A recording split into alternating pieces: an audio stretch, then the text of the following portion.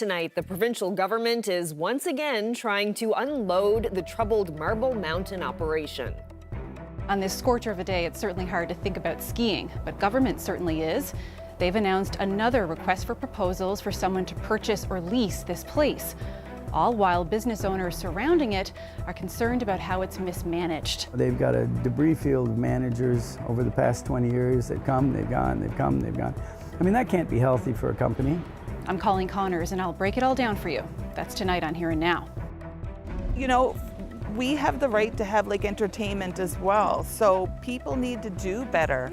Members of the deaf community say they need more help to enjoy some of the province's biggest shows. Kind of a lot of emotions all mixed into one, just because of the uncertainty what was happening, and then the excitement of actually being named. Well, the pride and joy of Kippens, Katarina Roxon has been named one of Canada's flag bearers for tomorrow's opening Paralympic ceremonies in Paris. This is CBC Here and Now.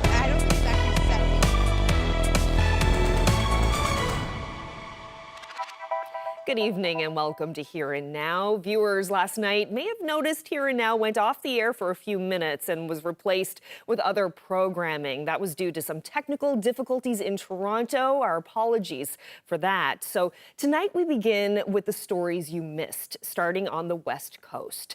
The province is once again trying to unload Marble Mountain.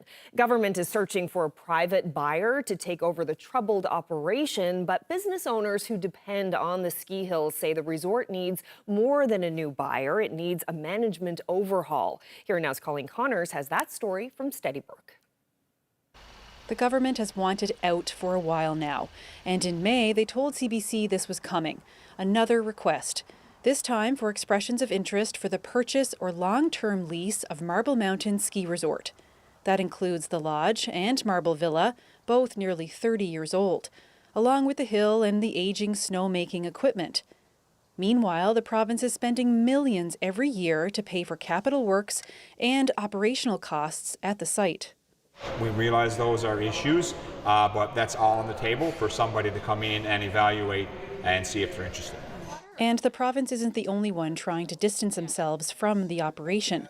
Across the street, Dick says even though the hill is in the name of his resort, spa and restaurants, he's been moving away from that and the economic risk he sees in marketing to Marble Mountain users. We've started to work our way more into corporate sales, and industrial is doing very well for us here. We're a very good quality place for someone to stay for if you're doing work or providing a service over here in Western Newfoundland. And we need to find other ways to sell, put the heads in beds. The province tried to sell the hill back in 2018, but cancelled the RFP 3 years later amid the COVID-19 pandemic, saying they had only received 3 proposals. Dix had submitted one of those and says he won't be trying again. Marble Mountain is plagued with issues, including climate change. Last year was a dismally mild season, and a major landslide from heavy rains shut down a huge part of the hill. They've also had major issues with the chairlift operations, which have sometimes stranded skiers for hours. The operation has gone through multiple general managers in the last 8 years, and the board just let the latest go this summer. On top of that, Marble is making big changes to its ski patrol partnership this year. You know, they've got a debris field of managers over the past 20 years. They've come, they've gone, they've come, they've gone. I mean, that can't be healthy for a company. No one with Marble was available to talk today, but Dick still believes there is a good product here that people love, summer or winter. Crocker says Marble employs close to 150 people in the winter, and the resort is not failing. I would argue that Marble brings a substantial return to the people of the West Coast and the province from GDP and other ways. Anyone interested in purchasing or leasing this place has until September 13th, which is only 18 days away. The ski season has been opening usually around late January, early February. Colleen Connors, CBC News, Steadybrook. Well, a woman who has told organizers couldn't hire an American Sign Language interpreter for Pitbull's St. John's show wants the province to step up. The people running the show said the service was too expensive and that that deaf concertgoers did have other options, but she says that's not good enough. Here Now's Abby Cole reports. Like many other Newfoundlanders, Rain Sigurgear's daughter jumped at the opportunity to see Mr. Worldwide himself at the Churchill Park Music Festival. She bought her ticket 2 months ahead of time and asked the organizers to book a sign language interpreter for the show. But a week before, they told her they couldn't make it happen. It would have been great for the event to actually be accessible. If it would have been nice that I wouldn't have even had to request that they secure ASL interpreting. I still want to advocate for other people who are deaf and require interpreting. You know, we have the right to have like entertainment as well. So people need to do better. They just need to do better. The festival's promoter, Peter Quinton, wouldn't do an on-camera interview, but he told CBC that he did his best to try and find a solution. He said there was an FM transmitter system that would work with some cochlear implants. But the $6,900 price tag for an interpreter was too high. ASL interpretation is becoming more and more common at concerts here and on world stages, as well as things like live news conferences. But there's a Canada-wide shortage of interpreters, and the NL Association for the Deaf says there are only 7 qualified interpreters for the entire province. The group wouldn't comment on Rain's situation, but they did say the shortage means it's a common problem in the deaf community. Well, like I said, the limit for us is the number of interpreters we have. So first of all, we have to see if there's someone even available for that timing. There might not even be someone available. We would have to, as well in advance, if they can, to contact us, we then could let them know if there is indeed someone even available for that particular time. They say while some deaf people can use systems like the FM transmitter or amplification, most people in the deaf community prefer sign language. And they say the problem extends beyond concerts and entertainment. Yes. Well, you know, I'm the community support worker. And I work with many different people in the community, you know, outside the deaf community. And there's times when I can't get an interpreter, even for myself. And it's frustrating because I've got to postpone appointments that I make arrangements and meetings that can't go ahead because there are no interpreters. Sometimes I'll try to use another way to write notes. Texting, try the best way we can to get things done. In the meantime, the NLAD says they want the province to do more to bring ASL interpreters into Newfoundland and Labrador. Abby Cole, CBC News, St. John's. Well, the union representing Metrobus workers says there could be some problems as the transit service returns to a full schedule. The number of people using the St. John's public transit system surged last year to 4.7 million rides, but the Amalgamated Transit Union says it's short on mechanics and maintenance staff to keep those buses running. The union says more help is needed as it gears up for the heavier fall schedule with an older fleet. We've been short mechanics roughly 3 or 4 years now, not up to our full complement of mechanics. It's an ongoing problem across Canada of recruitment and retention of trades people. What the ATU would like to do is sit down with the St. John's Transportation Commission and have a conversation to see if we can come up with a viable solution. Well, Ottawa has pressed pause on parts of the newly reinstated commercial cod fishery after reopening it in June. The move comes as landings approach the seasonal limit. As of yesterday evening, Fisheries and Oceans Canada has ruled that harvesters from the east coast of the island cannot fish northern cod. They're allowed to begin again in more than 2 weeks' time on September 15th, when the second half of the season begins. Harvesters from Labrador are restricted to fishing along the southeast coast of that region. The union, representing about 12,000 fishers and plant workers, says the decision will put people in the province out of work. The carcass of a pygmy sperm whale has washed ashore in Portugal Cove. Scientists say it's rare to see this kind of whale. It's about 3 meters long and has an ink sac like a squid. They use it to scare off predators, but the group collecting samples for DFO cut a little too close to it. little bit of a mistake when we were doing it. We opened that sack up, and then that all got all over us. A very thick black substance. We went to the ocean, on the beach, and we washed it off using, the rocks on the beach. And then a half hour later, we looked at the waves, and that was still in the water in that one area. There was a black area of the ocean.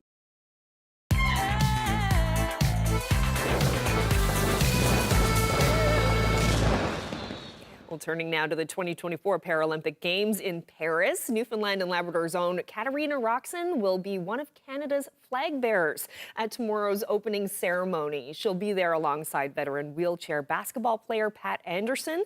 Here Now's Jeremy Eaton has more. It's a huge opportunity. It's a huge privilege to be named as one of the co-captains alongside Pat. Right now, I'm just enjoying the moment, enjoying the experience of it. Katarina Roxon is no stranger to the Paralympics. Paris 2024 marks her 5th Games, the most ever by a Canadian female swimmer. It could have been absolutely anybody. Team Canada has so many amazing athletes from every single sport. We're super excited. I think we're still kind of shocked that we were both selected, but it's truly just a humbling honor. Katarina Roxon of Canada in the women's 100 breast, catching for goal. In the pool, Roxon has been dominating for decades. She went to her first World Championship at just 13. 2 years later, her first Paralympics. Little Katarina never thought of ever going to 5 games. She thought when she first knew about it, maybe going to 1, but never to 5. And of course, never to have the huge honor of being the flag bearer. Katarina Roxon, the veteran. She calls herself the grandma of the swim team. Kinda hard to believe given that she's only 31 years old. But for the past year, she's been training in Quebec City and still feels she has a lot left to accomplish. We have a very, very strong team. So I think we're all just looking forward to seeing how each one of us attack each and every single day. And I think absolutely anything is possible when you're in the pool. The cliche saying is you have a lane, you have a chance. Can you stop smiling yet? Roxon clinched a gold medal in Rio in 2016, a bronze from Tokyo in 2021. But for her, the biggest win so far of Paris 2024 is knowing her family will be along for the ride. Regardless of the results, regardless of what happens, I am looking forward to the most to just having them there. It's going to be probably one of my biggest highlights from these games is getting to share that experience alongside of them. I mean, the last time my family came to a games was in London in 2012. Paris couldn't be further from the Stephenville Aquatic Center where she spent her days training. But she believes in herself and the process laid out by her longtime coach and father, Leonard. Not to limit yourself on where you come from, that no matter who you are, dream big, bold dreams, and anything is possible. At the opening ceremonies, Roxon will carry Canada's flag along with wheelchair basketball star Pat Anderson, waving the maple leaf with pride. Just another milestone in an already incredible and inevitable career. Jeremy Eaton, CBC News, St. John's. I was saying at the beginning of the trip, as long as we continue to have fun, I think we can get the record. And just was that record? 2 buddies who circled the entire island in their kayaks are sharing highlights from the epic summer journey. Their story is still to come.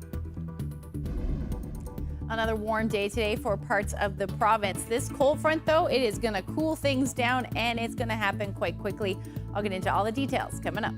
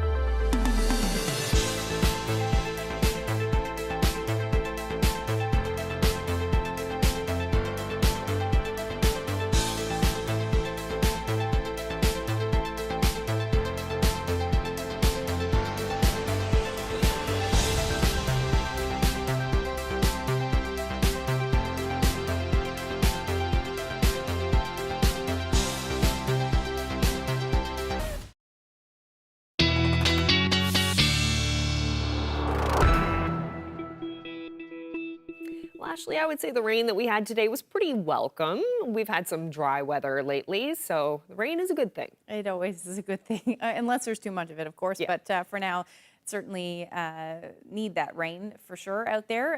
Temperatures today varying across the province as well. Let's take a look at what's going on. So we've got a big cold front that is about to sweep through Labrador, and that is going to drop the temperatures. In behind that, we have more westerly flow, and then out ahead of that is that southerly flow, and that is what's ushering in all of that warm air.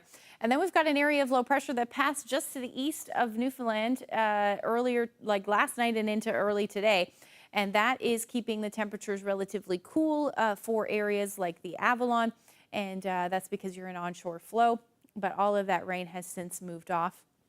Finally, but we still have that excessive heat warning in effect for Happy Valley, Goose Bay, and Eagle River.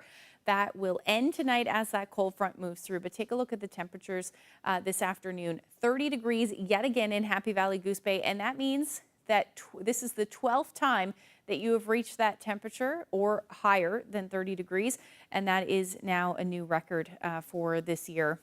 For the amount of times that you've reached the 30-degree mark.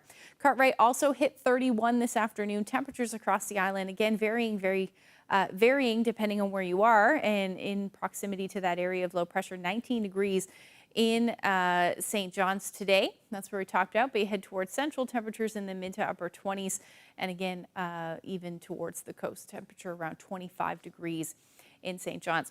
So here's a look at what's going on right now. A pocket of thunderstorms developed, or still developing, I should say, for the interior, or heading towards the interior anyway. Starting to see a little less lightning than earlier. If I zoom in a little bit there, still showing some lightning showing up, but for the most part, they are dissipating. A couple of showers are developing across parts of central as well, so those might move through. And then we've got one heading towards the TCH there as well. So expect a brief shower to move through over the next hour or so. Finally, starting to see some skies clearing across the Avalon. Took a little bit of time, but that is the case now as we head towards the evening hours. It's going to be a pretty lovely evening tonight. And temperatures, like I said, are a little cool because we're still in that onshore flow. So 19 degrees right now in St. John's. As you head towards central, still sitting in the mid-20s. Beautiful evening in Deer Lake, 23 degrees. A little bit of humidity there as well, feeling more like 28. And still 27 degrees in Happy Valley, Goose Bay, and towards the coast as well, still into the mid to upper 20s. So this will be the end of it. You'll finally see some cooler weather, and that will be along a cold front that will move through. That will likely spark some showers with it as well as we head through tonight. Some of these could be fairly heavy at times through the overnight. That will head towards the coast of Labrador and eventually southeastern portions of Labrador as well as we get towards the early morning hours. Now, temperatures tonight in behind that front are going to drop quite a bit. Lab City down to 7 degrees overnight. Otherwise, you're going to stay in the teens and most in the teens as well across the island. Winds will be a little bit breezy, southwesterlies, 20 to 40 kilometers per hour. In the Lab West, you're looking at those westerlies somewhere between 30 to 50 kilometers per hour. And then tomorrow, this cold front is going to continue to track across the island. It is going to bring some showers or periods of rain to the west coast first. That will happen in the first part of the day. Through central, you'll start to see those showers into the mid-afternoon, early evening. And then eventually we will see those showers move towards eastern Newfoundland. Again, this will be in the overnight time frame. So the first part of the day actually looks pretty beautiful for eastern Newfoundland. But again, we will see those showers, and that will happen into the first part of Thursday as well. So that's going to linger through the day. So like I said, some sun and cloud through the afternoon tomorrow for most of the Avalon. Southwesterlies will be a bit more breezy, even still between 30 to 50 kilometers per hour. But those temperatures should stay into the mid-20s, low to mid-20s for most of eastern Newfoundland. Again, along the south coast, you're still looking at your temperatures in onshore flow a little cooler than that. Now through central, a little bit a better chance of some showers, rather, with temperatures in the low 20s and upper teens, low 20s for the west coast as well. Expect those periods of rain through the first part of the day. Northern Peninsula, you're looking at teens through tomorrow, much cooler in Cartwright, only sitting around 20 degrees, so about a 10-degree drop in temperature temperatures, well, 11, I guess that is, and your temperatures in the single digits as you head towards Lab City. We'll talk about the long range coming up.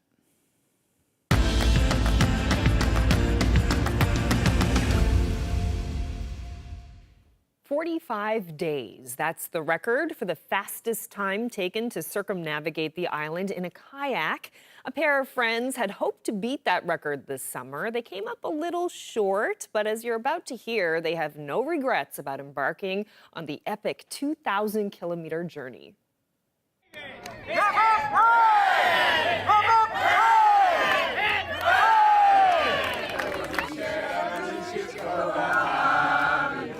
4 years ago, I was a sea kayak guide in Cape Royal, and I had the idea that it would be a crazy kind of trip to kayak around Newfoundland.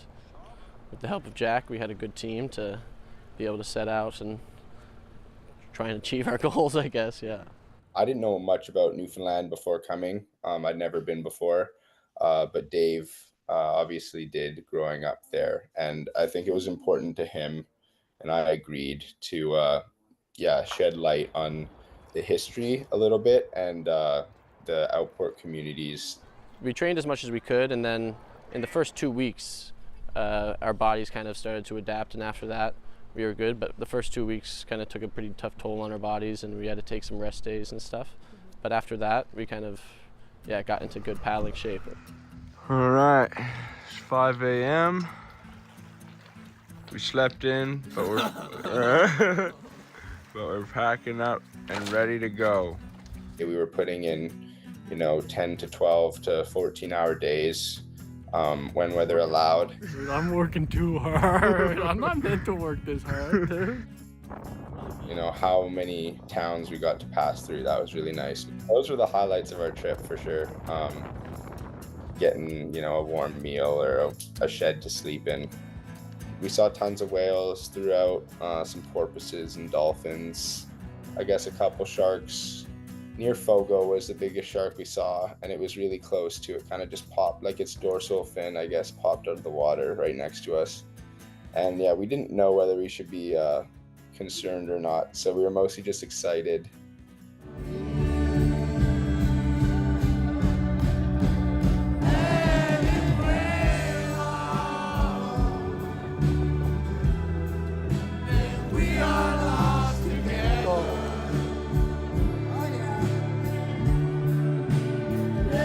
At having fun and not taking stuff too seriously.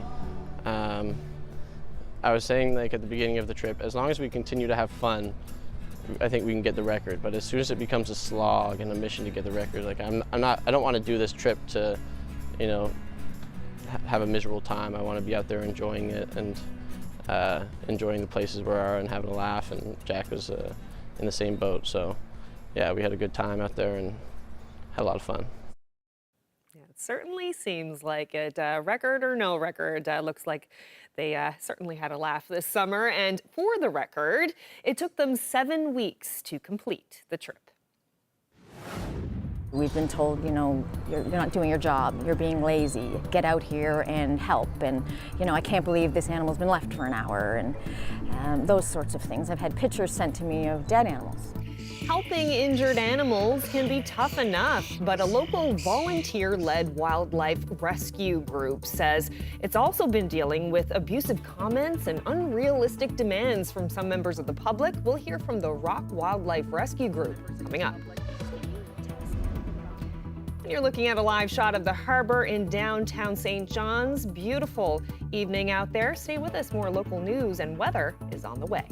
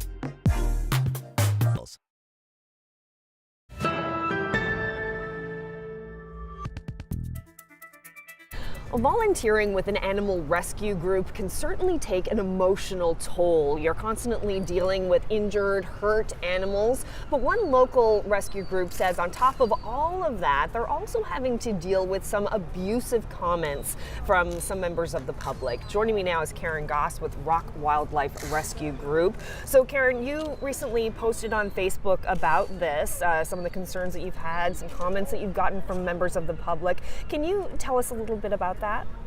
Yeah, we did have a little bit of an upswing in calls coming in that were a little bit demanding, unrealistic expectations as to what it is we do and how we do it. So we had to clarify for people that we are a volunteer group, that we all have jobs, we have families, we have obligations. This is not something we're paid for. It's not something that is a business or a service. It's something that we choose to do to help animals. So we cannot drop everything at a moment's notice and leave. We can't do unrealistic things like control animals that are flighted. So I think most of it was just having to outline some expectations that people had and some illusions that people had and try to set some ground rules and some boundaries. Can you give us some examples of either like phone calls or voicemail messages or messages that you've gotten online, some examples of what people have been saying? Without swearing. Okay. It's the delivery and the tone in which it comes in is that, you know, I have an animal, come and get it. There's an expectation that this is what we do. We've been told, you know, you're not doing your job, you're being lazy, get out here and help. And, you know, I can't believe this animal's been left for an hour and those sorts of things. I've had pictures sent to me of dead animals saying, you know, if you had gotten here when you said you were going to get here, or when I called, this wouldn't have happened, or things like that. This is your fault. This is your fault. Basically, there's an underlying current that it's our responsibility to take care of these things. And often it's much further out of our control than that. You know. Can you outline for us what Rock Wildlife Rescue Group does? Like, what do you do? What we do is we rescue and rehabilitate injured and orphaned animals. So we're not pest control. We don't come and get an animal that's inconvenient because it's on your property, or some people don't want them around, it poops on their car or whatnot. It's also sometimes they're in a generally unsafe place, like young gulls that are downtown. And there's only so much we can do. We can't take them all. We can't take them in the assumption that something will happen. We only have so much space. We're a small rescue, so that space is limited to injured and orphaned animals. Now, occasionally, if one of those animals is in a really bad situation, a very tiny area that he can't get out of, that he would never be able to escape from, then we would intervene. So it's very case-by-case basis. But this time of the year, July and August, we get a lot of calls on the young fledgling gulls. And we're here at the pedestrian mall, and this is somewhere where you've gotten calls from people wanting you to come here specifically because of these fledgling gulls. Can you just, folks, because this is something I just learned too, can you explain what the situation is this time of year with these gulls and what people should know about them? Okay, so this time of year, they're not flighted yet, but they're huge, almost the same size as the adults. They look a little differently. Their plumage is a grayish, brown, beige colors on them. And they come down and they're walking around calling out what they're calling out to his mom. She's up on a rooftop still. She feeds them occasionally until they're flighted. They're just testing out their wings. So they walk, they stumble, they look clumsy sometimes. They're opening their wings and flapping, but they can't fly. So they might look like they're injured. They look like they're injured, or there's something wrong. You know, he can't fly, his wing must be broken. So we usually say, take a picture or video, send it on to us through text, and we can take a look at that and let you know if he needs help or not. And sometimes they're in dangerous areas. Sometimes they're walking around here and there's cars and there's people, and we just ask people to be a little patient and give them a little room, because this is where they live. It's a coastline. It's a stone buildings and rooftops, and it's ideal for where they nest. So they can't go anywhere else. And we actually have an example of that just right up here on the courthouse. There's a fledgling gull calling out to its mother. So if someone sees a gull that's that brownish color, it's on the ground, it's not flying, so they might think it's hurt. Yeah. It's not hurt. It's not. We always say, okay, can you send us a picture or a video? Or is his wing dragging or asymmetrical, like one is dropped? Is he limping? We ask for those sorts of things, and if that's not the case, he's just strolling around, calling out, which people think is distress, but it's not. It's just communication. Feed me. You can see she's just sort of, no. I don't have any food for you right now. Yeah, so we just tell people, just leave them be. But I do understand the concern because it's busy. There's cars, there's people, but we can't control where these guys nest. Well, Karen Goss, I'm sorry you have to deal with all of that unnecessary negativity, but I appreciate, and I'm sure a lot of other people out there appreciate what you do for those injured animals. Thank you so much for speaking with me today. Thank you for having me. Now I can say that I'm one of those people, so it's a true honor. I don't think it's actually set in yet, so I'm just enjoying the moment as it lasts. The star of Kippens is setting a Canadian record this year with her 5th Paralympic appearance, along with another milestone. She's one of Canada's flag bearers. Katarina is in Paris. We'll catch up with her just ahead.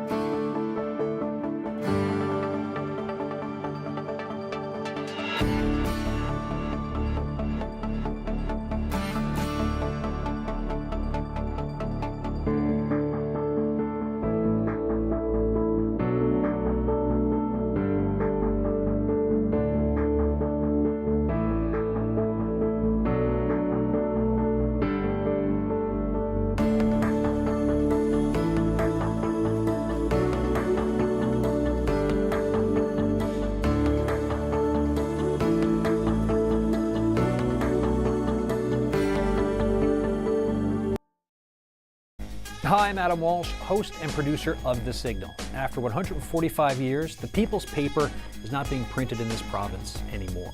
145 years, that's a lot of printing, a lot of coverage, and a lot of memories. Thursday on The Signal, we are taking time to appreciate that history. What are your memories of the telegram and its importance to your community? The importance of the printed word delivered right to your door. That's a full call-in show this Thursday on The Signal with me, Adam Walsh. Get in touch.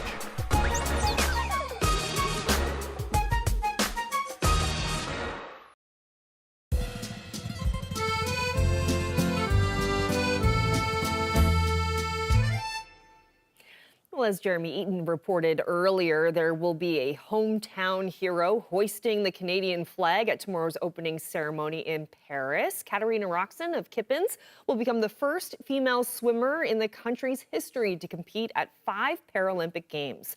Rosalind Filion of CBC Sports caught up with Katarina in Paris. Katarina, congratulations on being named co-flag bearer for these Paralympics. Are you excited? Thank you very much. I am super excited. I never even dreamed of having this honor. I mean, I've always seen so many other great Olympians and Paralympians being named the flag bearer or co-flag bearer, and now I can say that I am one of those people. So it's a true honor. I don't think it's actually set in yet, so I'm just enjoying the moment as it lasts. Did you ever think that little Katarina back in Beijing 08 going to 5 Paralympic Games and being the front setter with Pat Anderson leading the team for opening ceremonies?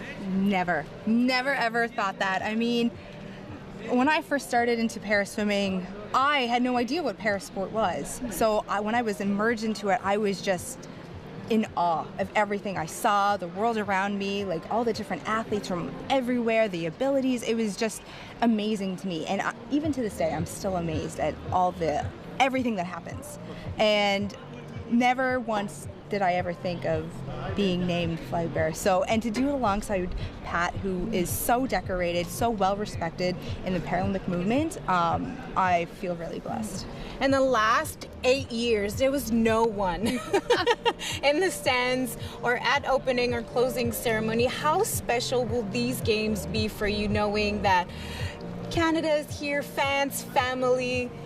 You know what? It makes a huge difference having our families, our supporters, our loved ones, everybody in the stands, and the atmosphere completely changes how you approach your competition. And I'm truly looking forward to it. I remember Rio. Rio was phenomenal. It was wild. The Brazilians were screaming for everybody. It was amazing. And then having that drop down to nobody in Tokyo, it was hard. It was hard mentally on so many of us. So I think a lot of people are really looking forward to having these games in whatever sport they're in.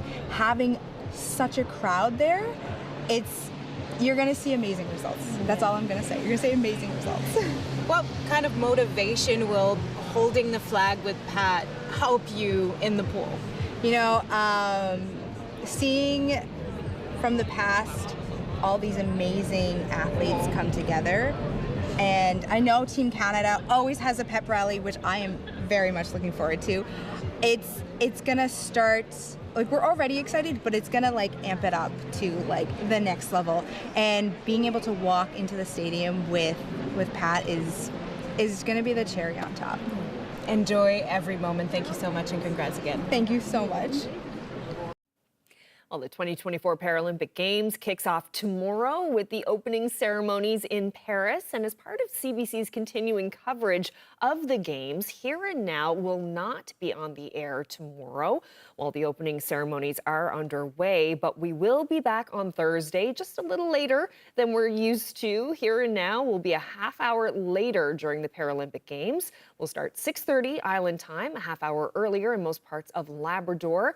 And that will run until September 6th for the duration of the Games. And staying with sports, the 2025 Canada Games Committee is hoping students will catch the spirit of the Games. Today, a new teaching resource was announced for K-9 educators and students. The curriculum consists of a series of challenges designed for different grade levels. There are quiet activities, but also some that require more movement and teamwork.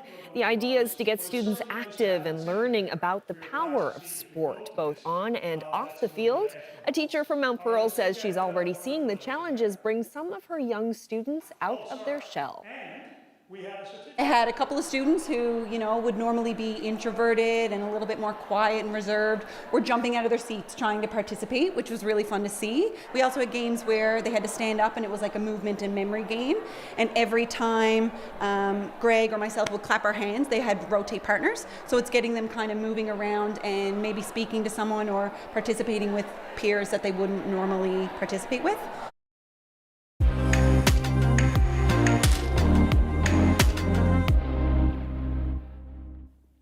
Well, a real theme of our show tonight has been adventure and athleticism.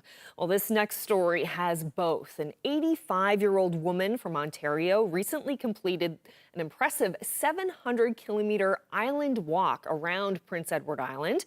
But Betty Giddens says something pretty major was missing, so she did something about it.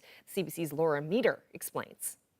I don't know how we're going to attach them yet. But this is the first load of benches that will be placed along the island walk route. Volunteers are starting the work today. The idea came from this woman, 85-year-old Betty Hope Gittens. She did the walk a few months ago, but said there weren't enough places to rest, especially in parts that use local roads. I literally walked into somebody's driveway and asked if I could please rest on their bench. I said I was so tired, I didn't think I could make another step. I saw a need and I addressed it. When she got back to Ontario, she fundraised for about 20 benches and convinced PEI volunteers to get them built and find property owners to have them. Betty's a force to be reckoned with. She really is an amazing person. Initially, I thought we might have 5 benches, but I had no idea we'd have 20. It'll probably end up over there. And she was able to recruit some property owners too, like this man who has a business near the route. It was one of the places she stopped last spring. Well, it's perfect. I mean, we're right at the beginning of McMurdo Road where it comes off of the highway, the trail, so it's a perfect spot for us. We'd be all over that. Well, they're going to give people a comfortable place to eat their lunch and just to take a rest, and that's going to make a big difference in terms of the comfort of people who are walking. I should have brought the shovel. At first, volunteers worried people might not want to have the benches on their property, but lots of landowners have stepped up. Ruth DeLong is happy to share her view. It's usually along the edge of the road. They're not coming in, into your property. And it's just a nice way to have the island hospitality. The benches also have plaques, which dedicate the bench to someone. Very, very satisfied. And the cooperation that I've had from the PEI team has been wonderful. Betty Hope Gittens says she's still finding new people who want to adopt a bench. The plan now is for 30 benches. Island Walk volunteers say most of them should be in place soon. Laura Meter, CBC News, St. Catharines. And this stuff too is... So what we're standing on now is the concrete floor of the old cooperage. And it's just been different than any sort of community project I've done before. Have you ever wondered what lies in your backyard? One St. John's man who owns a heritage home downtown wants to find out. I'm Julia Israel, and I'll be bringing that story to you tomorrow night on Here and Now.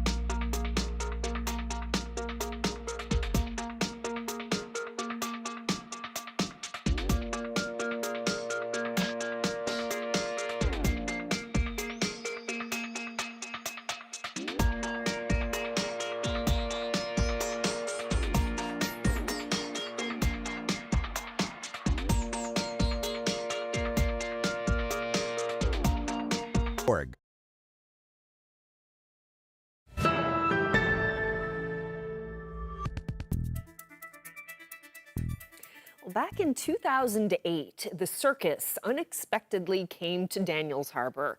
The stop wasn't for any tour, rather the result of a tractor-trailer accident, one that landed elephants, zebras, and a camel or two on the Northern Peninsula. Now, at the time, Here and Now host Debbie Cooper spoke to the mayor about all the excitement, and we dipped into the Here and Now archives to bring you part of that wild conversation.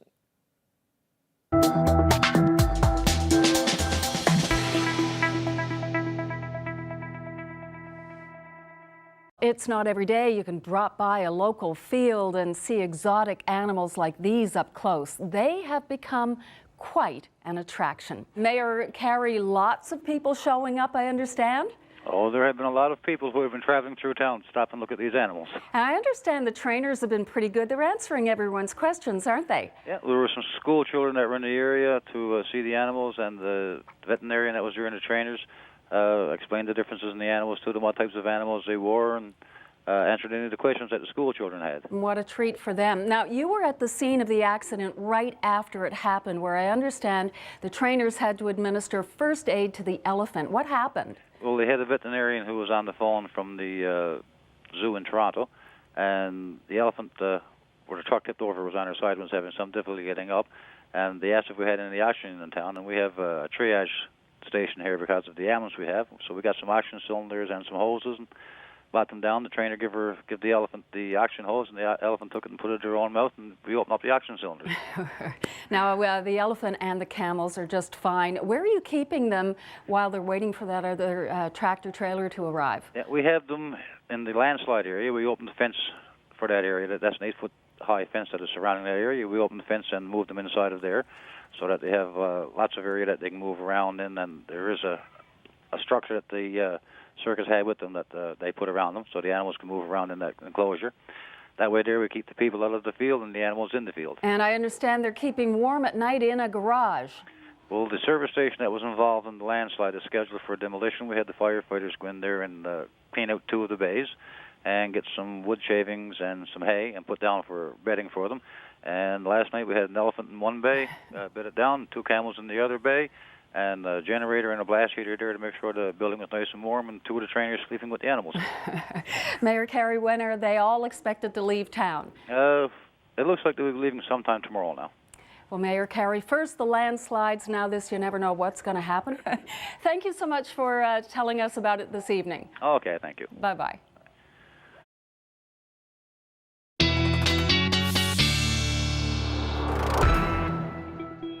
What a bizarre sight to see an elephant, camel, zebra on the Northern Peninsula like that. Oh, yeah. Wouldn't happen these days. No. Wouldn't see animals going around like that. But at the time, my goodness, that must have been quite the sight. Definitely.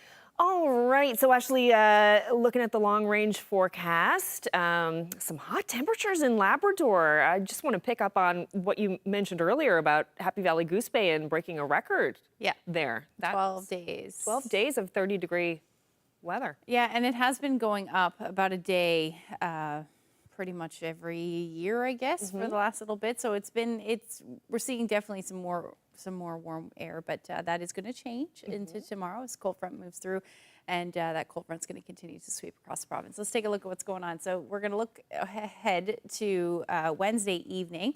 And as we head into Thursday morning, that cold front will move through. So this is when we're going to see some of that colder air really infiltrate most of the island through the day. Still looking at the chance of some showers, though, towards central areas of Labrador and then the coast, and then some lingering showers certainly possible for the Northern Peninsula and the West Coast as well. And then through the day on Thursday, we will continue to see this northerly flow, which is, like I said, going to drop those temperatures, but the showers chances will continue as well. Some more cloud cover will move in late day up across the big land. So temperatures in the teens. Cooler, though, towards the coast of Labrador, only about 13 degrees. And then we've got similar temperatures across the island as well. 13 to 14 degrees will be the daytime highs. Northern Peninsula, a tad cooler than that. And then still hanging on to the mid to upper teens for the east and along the south coast of the island. And like I said, that will generally continue through at least the first half of Friday as well, but we should see some clearing. The trend should be to clear for most of the island with some cloud cover still lingering across Labrador, but it's going to be a pretty decent day, and we'll start to see the temperatures rebound as well quite nicely, anywhere from the upper teens to the low 20s across Labrador, and then same thing across the island as well. Winds will be southwesterly for the most part on the west coast, but otherwise we're looking at those westerly winds. This is what is going to allow those temperatures to warm up as well into your Friday. Saturday looking decent as well. It's actually setting the stage for a beautiful weekend as we sit under a ridge of high pressure. At this point, 20 to 23 degrees as we get towards the weekend. And our overnight lows are going to be sitting in the 14 to 15 degree range. And then for central Newfoundland, you are also looking at a beautiful weekend. Temperatures a tad warmer though, 23 to 24 degrees will be the daytime highs with teens for the overnight lows.